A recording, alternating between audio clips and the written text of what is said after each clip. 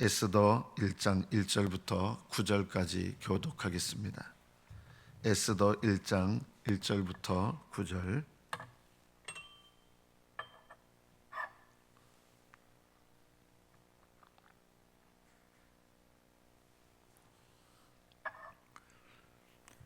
(1절부터) 교독합니다. 이 일은 아하수에로 왕 때 있었던 일이니 아하수에로는 인도로부터 구스까지 127 지방을 다스리는 왕이라.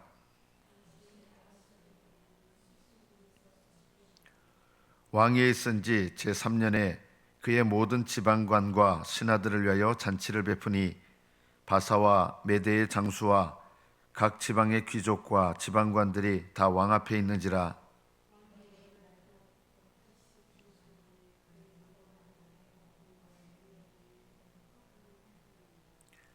이날이 지남에 왕이 또 도상수선에 있는 귀천간의 백성을 위하여 왕궁 후원뜰에서 7일 동안 잔치를 베풀세.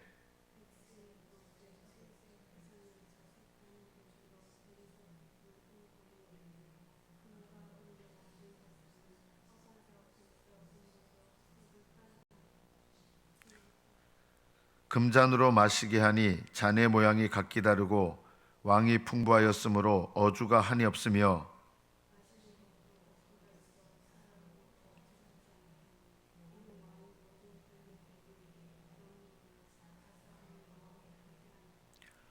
왕후 와스디도 아하수에로 왕궁에서 여인들을 위하여 잔치를 베푸니라. 여기까지 받들어 읽겠습니다.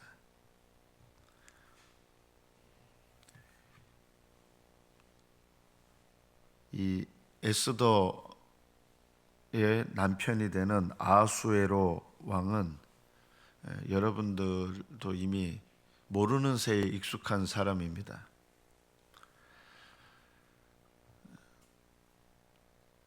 스파르타 전쟁으로 또 전쟁의 용사들을 길러내는 것으로 유명한 스파르타의 300용사하고 싸웠던, 영화에서 본 적이 있을 거예요. 보신 분은요.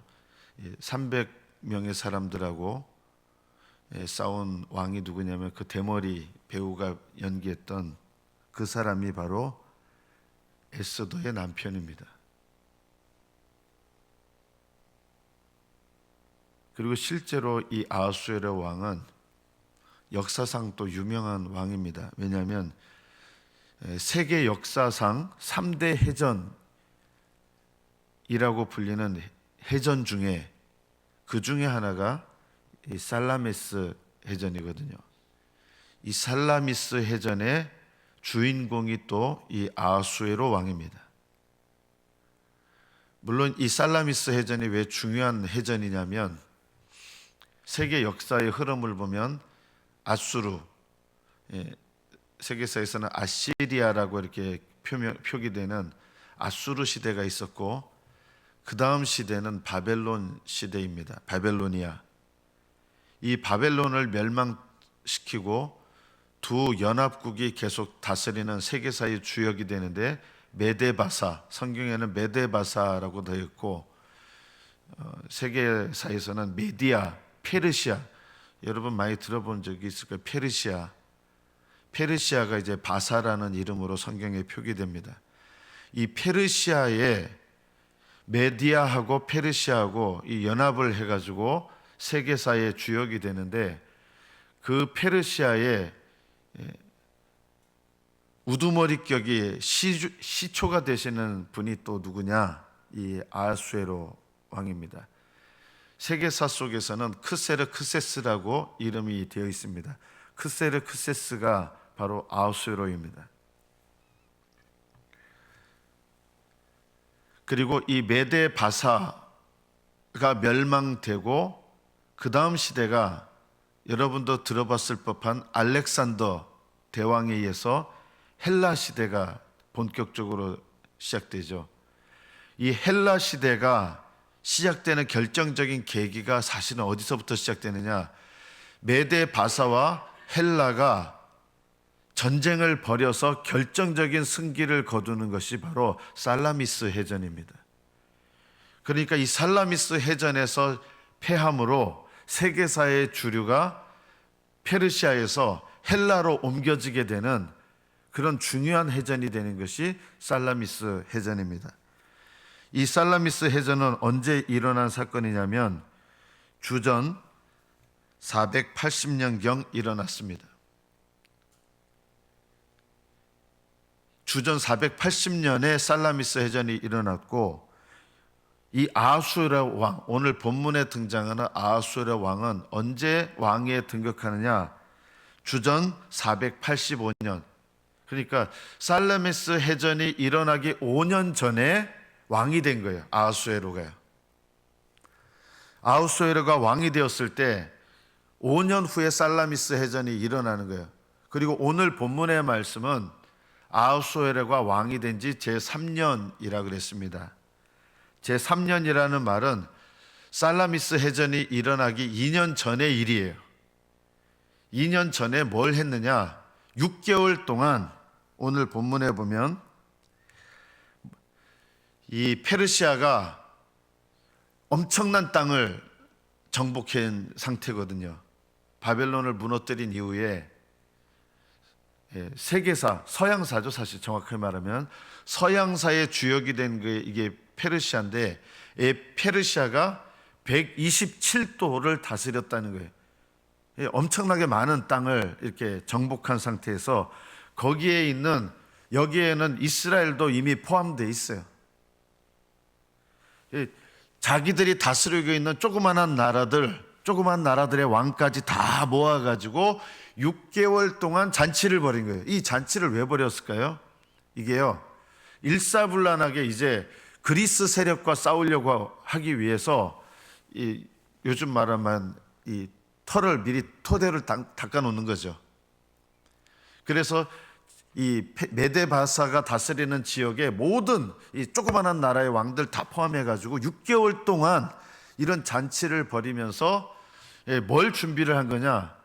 이 그리스 지역을 침공하려고 준비를 한 거예요. 그리스 지역까지 이제 침공한다 그러면 어떤 게 되느냐? 페르시아가 완벽하게 전 세계를 주름잡는 나라가 되는 거예요. 그래서 6개월에 걸쳐 가지고 전국 페르시아가 다스리고 있는 모든 사람들의 이 기반을 철저하게 한 거예요. 이게 왕이 된 지 3년 만에 일어난 일입니다. 그래서 그의 영화로운 나라의 부함과 위엄의 혁혁함을 드러내게 됩니다. 그런데 이때 일어난 일이 뭐냐? 이제 와스디가 왕비인데, 와스디도 왕비로서 무슨 일을 했습니까? 그 조그만한 나라들, 정복한 나라들의 이런 왕들, 지도자들이 이렇게 오게 되면 그 부인들도 와야 되잖아요.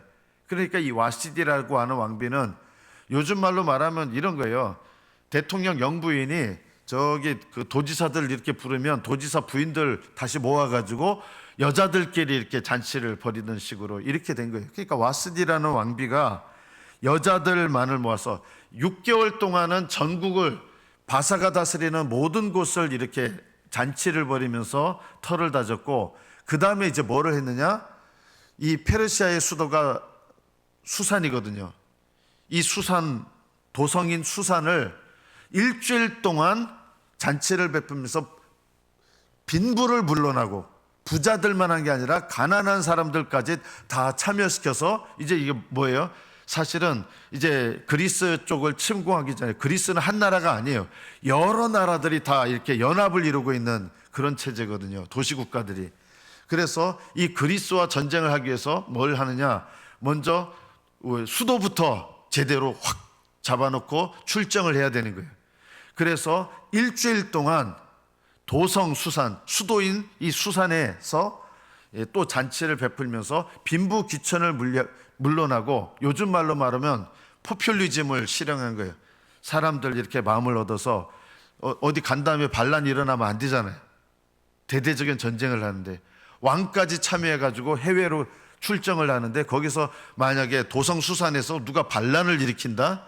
그러면 이거는 정말 위험한 일이 되는 거예요. 그래서 출정하기 전에 도성 수산을 공고히 하기 위해서 요즘 말로 포퓰리즘 정책을 해가지고 가난한 사람들도 다 빈부귀천 막론하고 다 잔치를 이렇게 벌이는 과정에서 와스디도 여자들을 이렇게 잔치를 베푼 거예요. 어떻게 보면 세상 말로 말하면 지혜롭게 한 사람이죠. 이 와스디가 미모가 아주 뛰어났던 여자였던 것 같습니다. 그러니까 왕이 술을 마시다가 이게 술이 취해가지고 자기 아내 이쁜 거를 자랑하고 싶은 거예요. 그래서 오라고 전가를 하게 됩니다. 남자들한테 보여주려고. 그러니까 이 와스디가 뭘 하고 있는 중에 자기도 여자들 모아가지고 일주일 동안 지금 여자들 모아가지고 지금 잔치하고 이렇게 바쁜 와중인데 왕이 술이 취해가지고 오라 마라 하니까 짜증이 나는 거죠. 아주 지금 한창 자기도 바쁜 중에 왕이 술 취해가지고 오라 그러니까 짜증나서 안 간 거예요. 지금 하는 일이 바쁜데 자기도. 그래서 또 전가를 보냈더니 또 무시한 거예요. 바쁜데. 자기도 지금 중요한 행사를 치르고 있는 거예요. 그러니까 술이 취해가지고 완전히 이 아하수에르가 열이 받은 거예요. 거기에 있던 대신들이 뭘 하냐면 대신들도 술을 같이 취했겠죠. 그리고 이거 왕이 오라 그러는데 이렇게 안 오면 이거 남자들 집안에서 영이 안 섭니다. 왕이시오 본때를 보여주셔가지고 각 집안에서 여자들이 감히 남편들한테 함부로 대들지 못하게 하십시오. 이래 해가지고 그 술 취한 상태에서 와스디를 폐위시켜버리는 거예요. 술 기운에 하는 거죠. 나중에 제정신이 돌아보니까 이거 내가 실수한 거예요. 근데 실수해가지고 그거 다시 되돌려 놓으면 어떻게 됩니까? 이 와스디라는 왕후가 다시 그 자리에 서게 되면 그 폐위시켜야 됩니다 이랬던 사람들 어떻게 됩니까? 우리나라도 역사 보면 알잖아요. 큰일 나잖아요. 그래서 술 기운에 같이 폐위시킵시다 했던 그 신하들이 뭘 하냐면 딴 여자 세웁시다 한 거예요. 이게 아하수에르가 왕이 된 지 3년째 되는 때 일어났던 일입니다. 그래서 누가 그래 알았다 하면서 여러 모든 곳에 있는 여자들, 그것도 이쁜 여자들, 왕후 와스디를 뛰어넘는 이쁜 여자를 고르고 싶었던 거예요. 그런 걸 통해서 왕비는 완전히 폐위시키고 새로운 왕비로 누군가를 세우자는 이런 여론이, 부하들 여론, 신하들 여론이 일어나서 그렇게 하자 이래가지고 왕비를 새로 간택하게 되는 거예요. 그 여자가 누구냐? 에스더 왕비입니다. 왜 이렇게 역사 얘기를 길게 하느냐? 여러분 이 역사를 좀 아셔야 돼요. 아하수에르가 왕이 됐고 3년 만에 와스디를 폐위하고 에스더를 왕비로 맡습니다. 그리고 출정을 나가서 우리가 300이라고 하는 영화의 유명한 이 스파르타하고 먼저 전투를 벌여서 스파르타가 이긴 게 아니에요. 용맹하게 싸웠지만 스파르타의 그 군사들 전멸합니다. 그렇지만 그 스파르타가 막아주는 동안에 그리스 군이 전열을 가다듬어서 그래서 결국 어떻게 되냐면 이 살라미스 해전에서 그리스가 페르시아를 해전에서 승리하게 되는 결정적인 역할을 한 게 스파르타가 되는 거예요. 아테네를 중심해서 이렇게 이기게 되는 거죠. 그래서 왕이 된 지 5년 만에 살라미스 해전에서 패하고 돌아오는 거예요. 어떻게 됩니까? 전쟁에서 패하고 돌아왔어요. 민심이 흉흉하죠. 그리고 뭐가 없습니까? 국고 탕진했잖아요. 이기고 돌아오면 괜찮은데 전쟁에 패하고 돌아온 상태에서 국고도 탕진되고 지금 경제 사정이 말이 안 되는 거예요. 재정이 없는 거예요. 이런 재정을 누가 돕느냐 그러면 하만이라고 하는 사람이 막대한 재력을 희사하면서 왕의 신임을 얻고 하만이라고 하는 사람이 자기의 거의 엄청난 재산을 왕에게 드리면서 높은 자리에 올라가게 돼요. 이 높은 자리에 올라가면서 여러분이 이제 역사의 흐름을 알아야 돼요. 높은 자리에 올라가면서 그때 일어난 이 사건이 누구냐면 에스더 왕비의 삼촌이 있었어요. 인사도 안 하고 하는 게 이게 개인적인 감정이 화가 나면서 보니까 이스라엘 사람인 거예요. 이스라엘 사람들 이것들 다 죽여야 되겠다 해서 페르시아가 통치하고 있는 그 안에 있는 이스라엘 백성들을 다 죽여도 좋다라고 하는 조서를 누구에게 받아냅니까? 바로 하만이라고 하는 사람이 막대한 경제력을 희사하면서 아하수에르 왕에게 도장을 받아낸 거예요.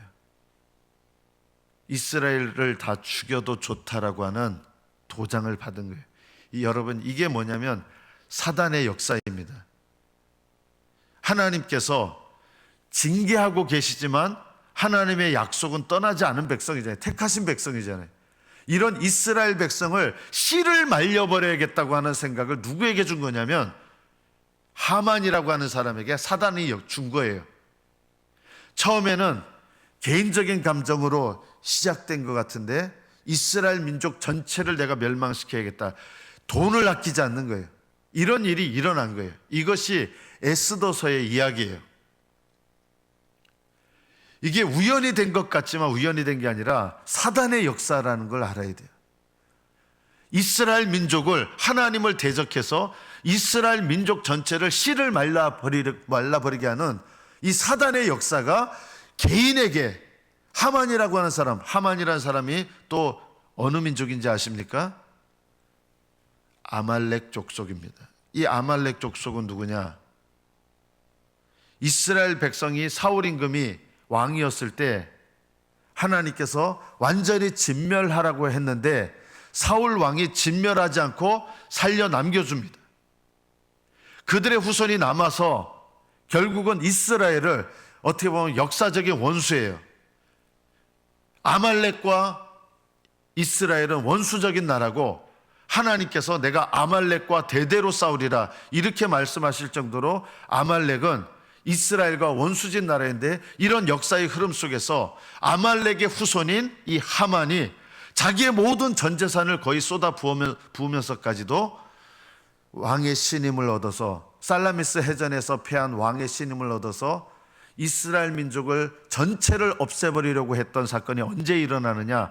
아하수에로 왕이 된 지 10년 후에 일어나는 사건입니다. 역사 속에서 이게 우연히 일어나는 사건이 아닌 거예요. 이 에스더서의 중요한 절기가 부림절인데 푸르, 무슨 부자 수풀림자가 아니에요. 뭐 부림 식당 할 때 부림이 아니에요. 푸림이에요. 원래 말대로 푸림. 푸림이 뭐냐면 제비가 푸르예요. 푸르. 제비를 던진다 뭐 이런 뜻이에요. 이스라엘 백성을 죽여도 좋다고 하는 도장을 찍었잖아요. 이거는 왕이라도 바꿀 수 없어요. 이게 페르시아의 법이에요. 한번 도장 찍으면 바꿀 수가 없어요. 나중에 에스더 왕비가 어느 나라 사람인지도 잘 몰랐어요. 아하수에로 왕은요. 민족을 모른 거예요. 왜냐하면 숨겼기 때문에. 삼촌이 숨기라 그런 거예요. 하만도 몰랐어요. 그래서 에스더 왕비가 나중에 왕한테 청하러 나가야 되는데 왕이 허락하지 않았는데 기분 나쁠 때 오면 허락하지 않았는데 왕비가 오면 죽이는 거예요. 그래서 에스더 왕비가 왕한테 허락도 받지 않고 이스라엘 민족의 민족적으로 멸망할 이 사건 앞에서 왕 앞에 나가는데 뭘 걸어야 돼요? 목숨 걸어야 되는 거예요. 제가 왕 앞에 나간 지 벌써 몇 달째 못 나갔습니다. 왕이 10년 후에 별로 에스더를 안 찾았던 것 같아요. 왕이 안 찾는데 제가 나갔다가는 저는 죽습니다. 그러니까 삼촌이 이렇게 얘기를 합니다. 네가 왕비가 된 것이 이때를 위함이 아니지 네가 어떻게 하느냐. 왕비가 된 게 언제였어요? 7년 전에 왕비가 됐어요. 네가 왜 왕비가 됐는지 아냐? 이때를 위해서 하나님께서 너를 왕비 되게 하신 것이다. 그런데 네가 왕비의 자리에서 네가 목숨 걸고 네 목숨 두려워서 이것을 이스라엘 민족을 구원하는 일 네가 하지 않는다 그러면 하나님은 자기 백성을 다른 방법으로 구원하실 거다. 그러나 너와 너의 집은 다 망할 것이다. 이것이 에스더서의 전체 내용입니다. 우리에게 뭘 말씀하시려는 겁니까? 하나님의 주권이 있어요. 하나님의 주권을 핑계로 여러분 각자의 책임을 핑계해서는 안 된다는 것입니다. 이게 에스더서가 우리에게 가르치는 가장 중요한 일입니다. 하나님의 주권을 핑계로 여러분의 책임을 모면하려고 하는 거. 이게 여러분 집에서 뭐예요? 남편들을 위해서 기도하고 전도하고 섬겨야 될 책임이 있어요. 안 믿는 남편이나 가족들 위해서요. 그런데 많은 그리스도인들이 이렇게 해요. 하나님이 구원하기로 선택하셨으면 하나님 방법으로 구원하시겠지. 하나님은 그렇게 일하시는 분이 아니에요. 이런 말이 바로 내가 안 해도 하나님 얼마든지 구원하십니다. 이게 하나님을 대적하는 일이에요. 내가 전도 안 해도 우리 가족들 구원하십니다. 내가 안 해도 하나님은 택하셨으면 얼마든지 하십니다. 이게 하나님의 주권을 조롱하는 일들이에요.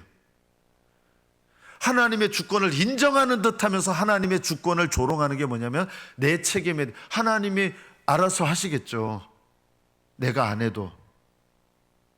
내가 기도 안 해도 하나님 하시겠죠. 내가 목숨 걸지 않아도 하나님 하시겠죠. 내가 섬기지 않아도 하나님 하시겠죠. 하나님 그렇게 하지 않아요. 나의 책임을 감당하지 않으면 하나님은 책임을 감당하지 않은 그 사람에 대해서 뭘 물으시느냐? 핏값을 그 사람한테서 찾으시는 거예요.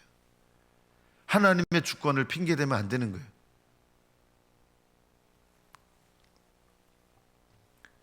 삼촌이 에스더에게 뭘 얘기합니까? 정말 네 말대로 하나님은 하나님의 방법대로 하실지 모르지만 너의 책임을 네가 감당하지 않으면 너와 너의 집은 멸망할 것이다. 이거는 괜히 겁주는 말이 아닙니다. 주 예수를 믿어라. 그리하면 너와 네 집이 구원을 받으리라. 이건 약속이기도 하고 명령이기도 한 거예요. 왜 약속이자 명령입니까? 너희 집이 구원을 받으리라는 약속은 누굴 통해서 이루어지는 거예요? 먼저 구원받은 사람이 복음 전하지 않으면 안 이루어져요. 어떻게 복음 전해야 돼요? 세 가지예요. 첫째, 간절히 기도하셔야 돼요. 둘째, 복음 전하셔야 돼요. 셋째, 말로 말미암지 않고 섬기는 일로 나 자신을 비우고 내가 종이 돼서 섬겨야 돼요. 내가 우리 남편이 안 믿는 집에 내가 예수 믿는 사람이라면요, 남편에게 어떻게 되는지 아세요? 종이 돼야 돼요. 자기를 비우고 종의 자리로 내려가서 종으로 섬기는 일이 있어야 돼요. 기도와 전도와 종으로 섬기는 일, 이 세 가지가 함께 있어야 그게 내 책임을 감당하는 거예요. 이 세 가지를 안 하면서 남편이 돌아옵니까? 가족이 믿습니까? 아니에요. 이게 바로 하나님의 주권을 무시하고 하나님의 약속을 무시하는 거예요. 안 믿는 거는 그 사람 책임이죠. 아니에요. 내 책임이 있어요. 우리 가족들이 안 믿는 거예요. 눈물 흘려 기도하는 거.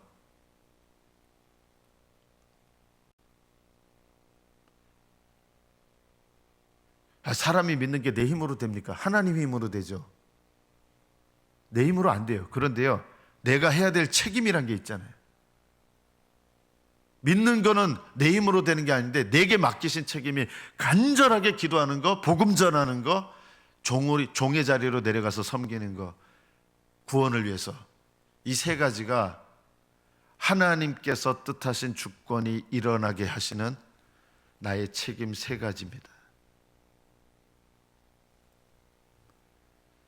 오랫동안 남편이 제대로 안 돌아오거나 그 책임 누구한테 있는지 아십니까? 가족들한테 있습니다. 세 가지 중에 뭔가 한 가지라도 빠져요. 간절한 기도, 복음 전하는 거, 스스로 자기를 비워서 종의 위치로 내려가서 섬기는 거, 복음을 위해서, 구원을 위해서 종이 되는 것. 이게 가정 안에서 하나님께서 우리에게 맡기신 책임이에요. 먼저 믿은 사람의 책임이에요. 이 책임을 감당하지 않으면 하나님의 뜻과 주권이 이루어지리라고 기대하는 것은 하나님의 주권을, 주권자이신 하나님을 멸시하고 조롱하는 것과 같습니다.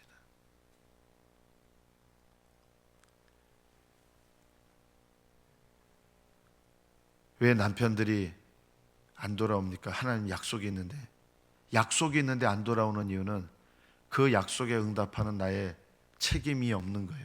책임을 감당하지 않는 거. 교회로 확장시켜 볼까요? 교회로요. 왜 교회가, 저는 우리 교회 남의 교회 보면 안 돼. 우리 교회 영혼 구원을 위한 간절한 기도가 쌓여야 됩니다. 둘째, 교회가 복음을 전해야 됩니다. 셋째, 교회가 스스로 자기를 비워서 주변 세상, 멀리 세상 보는 게 아니라 주변 세상의 종이 돼서 섬겨야 됩니다. 이럴 때 그 교회는 하나님이 쓰시는 도구가 돼서 전도의 기지 역할을 하게 되는 겁니다. 왜 우리 교회는 그렇게 안 됐느냐? 불순종해서 그런 거죠. 간절한 기도가 안 쌓여 있는 거예요. 우리 교회가 부흥되지 않는 이유 중에, 저는 이제 책임 맡은 자잖아요. 우리 교회에서. 그런데 우리 교회 책임이 있어요. 교회 기도가 안 쌓여 있는 거예요. 우리 교회 기도가 안 쌓여 있었어요. 이제 하나님께서 뭘 원하시느냐? 기도 쌓기를 원하시는 거예요. 쌓아질 거예요. 교회에 기도를 쌓으셔야 돼요. 그럼 그 전에 기도가 안 쌓였습니까? 안 쌓였습니다. 우리 교회 기도가 하나도 안 쌓였습니다. 이상하게 여기지 마십시오. 왜 기도가 안 쌓였느냐? 하나님께 겸손히 낮아짐이 없으면 기도가 안 쌓여요. 진짜 이웃을 향한 중보 기도는 하나님 앞에 내가 겸손해야 쌓이거든요. 교회가 겸손하지 않으면 기도가 쌓이지 않아요. 그건 중보 기도가 아니에요. 겉으로 보면 중보 기도일지 모르지만 하나님께 상달하는 중보 기도가 될 수가 없어요. 우리 교회에 이런 기도 안 쌓였어요. 이런 말을 들으면 화가 나십니까 혹시요? 화가 나면 안 돼요. 회개하는 마음이 일어나야 돼요. 회개하는 마음이. 기도가 쌓여야 됩니다. 하나님, 내가 기도를 쌓겠습니다. 뭘 해야 됩니까? 전도해야 됩니다. 전도라고 하는 것은 구체적으로 복음 전하는 걸 말하는 거예요. 이걸 해야 돼요. 셋째, 뭐가 필요합니까? 자기를 비워서 종으로서 섬기는 것, 세상을 섬기는 것.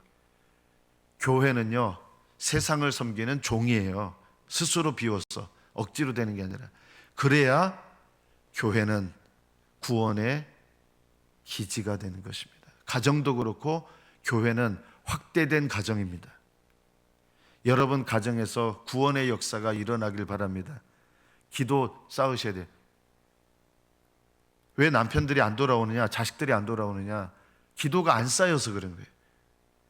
겉으로 드리는 의미 없는 반복되는 기도, 그런 건 있는데 그게 중보 기도는 아니거든요. 하나님 앞에 마음을 쏟아부어야 됩니다. 간절함이 있어야 됩니다. 가정도 그렇고 교회도 그렇고 하나님께서 주권적으로 역사하시는 주권의 하나님을 믿는다 그러면 그 믿음은 뭘 통해서 나타나느냐? 내 책임을 감당하는 것이 주권자이신 하나님을 믿는 것입니다. 하나님이 알아서 하실 겁니다 하면서 내 책임을 감당하지 않는 것은 하나님의 주권을 멸시하고 조롱하는 일입니다. 하나님의 주권을 인정하는 것이 뭐냐? 하나님께서 나에게 맡기신 책임을 전심으로 감당하는 것입니다. 이것이 주권자이신 하나님을 높이는 것입니다.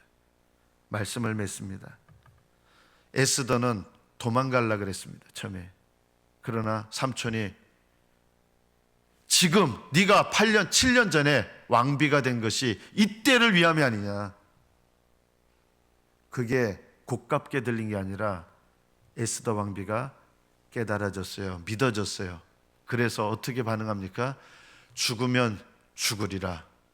제가 목숨 걸고 죽는다 해도 받아들이지 않아서, 남편이 받아들이지 않아서 제가 죽는다 해도 이게 제 책임이기 때문에 감당하겠습니다. 죽으면 죽으리라고 나간 거예요. 이게 믿음이에요. 우리에게 이 믿음을 배우는 것이 필요합니다. 하나님께서 우리 교회를 이제는 쓰시기를 원하시는 거예요. 저절로 그렇게 됩니까? 아니에요. 저절로 그렇게 안 돼요. 하나님이 쓰시려고 하는 주권이 있으면 그것을 믿는다 그러면 우리에게 뭐가 필요합니까? 죽으면 죽으리다. 하나님께 순종하는 게 필요해요. 제가 중직들 기도 자리 나오라 그랬잖아요. 똑같아요.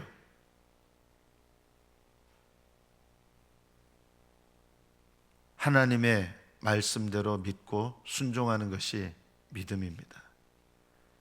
여러분의 인생의 목적은 잘 먹고 잘 살고 복되고 행복하고 성공하고가 아니라 내 인생을 하나님께 드려서 하나님께 쓰임받는 인생이 되는 게 내 인생의 목적입니다.